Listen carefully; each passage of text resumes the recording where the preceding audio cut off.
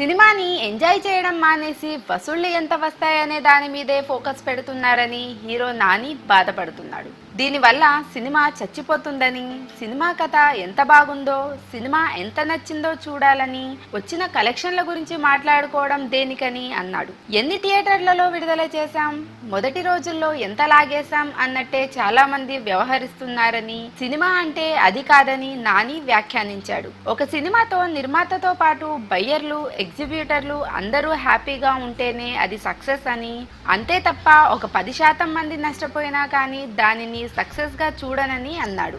కలెక్షన్లు మాత్రమే కొలమానం అయితే అందరూ కమర్షియల్ సినిమాలే తీస్తారని, అప్పుడు మంచి కథలు రావని, ప్రేక్షకుల్ని సంతోషపెట్టి అప్పుడప్పుడు మనసులు కదిలించేదే సినిమా అని, అంతే తప్ప ఆరంభంలో వసూళ్లు తెచ్చుకున్నదే సినిమా అని అనుకోవడం కరెక్ట్ కాదని అన్నాడు.